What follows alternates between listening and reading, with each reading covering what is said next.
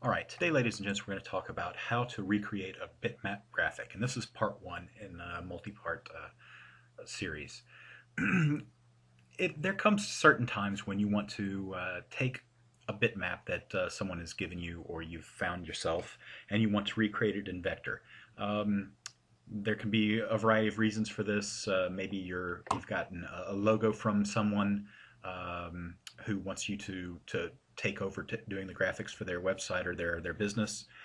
Or perhaps you want to create a fan site for your favorite sports club and you want to recreate the logo of the sports club or something like that. So I've gotten a couple of different logos, and I'm going to go through three different ones in different parts, and they get progressively more difficult, but I'm basically going to show you how to recreate those graphics. So this is the first one, and this is a Green Lantern logo, which I just pulled off the web, and this is just a bitmap, right? It's just a picture. The first thing I want to do is spend just a second looking at this and analyzing the graphic itself. This is a good tip for anything that you want to redraw or want to draw, period. But basically, just by looking at this, I've got a couple of shapes here. I've got some rectangles here at the top and at the bottom, and I've got two circles. One of this green one and the one in the middle that's basically a cutout of this one. So I'm going to start off by just recreating those.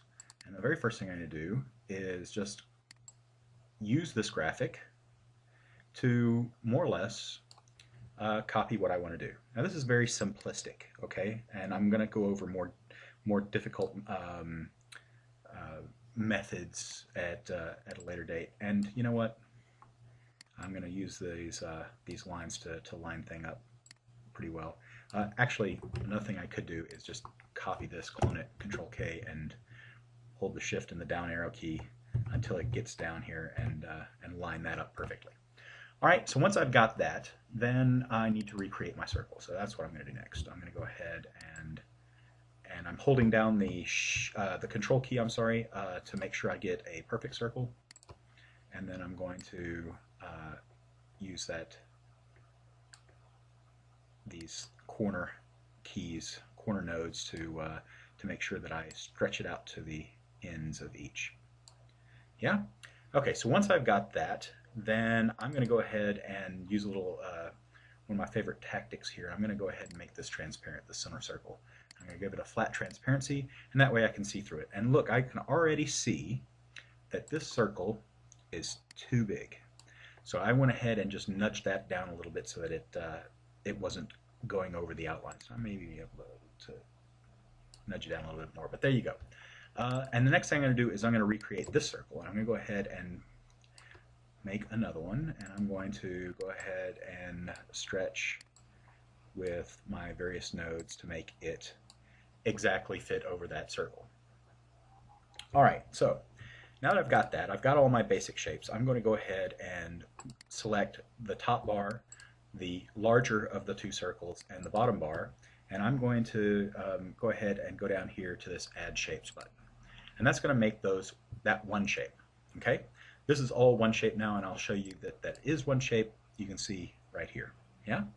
And there's another circle here in the middle, and I need to go ahead and make that cutout now. So I'm going to go ahead and take the shape that I already have selected. I'm going to hold down the Shift key and select this center shape. You saw that node appeared.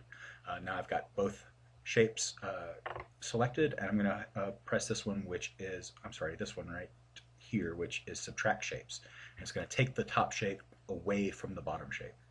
And when I click on that, there you go. Now, if I just grab my vectorized item here and slide it over to the side, and I'll move over a little bit, you can see that it's there. And now it's still transparent too, so I'm just going to remove that transparency, make it not transparent at all. And I'm going to use my color picker to make it the same color as this. And then the last step, which you can't see here but should exist in reality, is an outline. And I'm going to go ahead and give it maybe a 4-point outline, black outline on this shape. And there you go. That's it. That's my my Green Lantern logo. It's completely vectorized now.